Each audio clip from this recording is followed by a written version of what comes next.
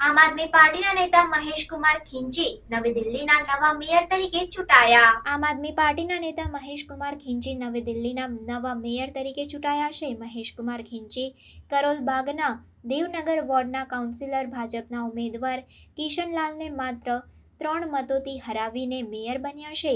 આ ચૂંટણીમાં કુલ 265 મતદાન થયા હતા, જેમાંથી 2 મત અમાન્ય જાહેર કરવામાં આવ્યા હતા. મહેશ કુમાર ખીંચી 133 મત મેળવીને વિજેતા બન્યા, જ્યારે ભાજપના કિશનલાલને 130 મત મળ્યા. આ જીત આમ આદમી પાર્ટી માટે મહત્વપૂર્ણ છે, કારણ કે તે દિલ્હીના મ્યુનિસિપલ કોર્પોરેશન એટલે કે MCD પર કાબૂ મેળવવા માટે લાંબા સમયથી ચાલી રહેલા સંઘર્ષમાં એક મોટી જીત છે.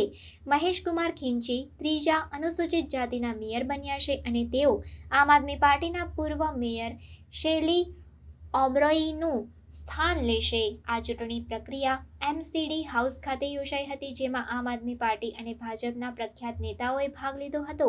ચૂંટણીના દિવસે કોંગ્રેસના કાઉન્સિલર સબીલા બેગમે કોંગ્રેસ પાર્ટીમાંથી રાજીનામું આપ્યું અને આમ આદમી પાર્ટીના ઉમેદવારને મત આપવાની જાહેરાત કરી. આ ચૂંટણી મૂળ એપ્રિલમાં યોજાવાની હતી, પરંતુ રાજકીય મતભેદોને કારણે વિલંબ થયો હતો, જેના પરિણામે નવા મેયરની ટર્મ સંભવિત રીતે ટૂંકી રહેશે.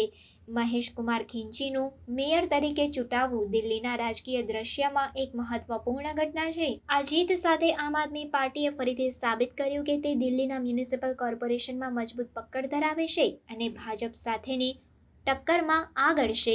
આ રીતે મહેશ કુમાર ખીંચીનું મેયર તરીકે ચૂંટાવું માત્ર આમ આદમી પાર્ટી માટે જ નહીં, પરંતુ સમગ્ર દિલ્હીના નાગરિકો માટે પણ મહત્વપૂર્ણ છે, કારણ કે તે શહેરના વિકાસ અને સુશાસન માટે નવી આશાઓ અને અપેક્ષાઓ લાવે છે. खुशी का दिन है। सबसे पहले तो मैं थैंक यू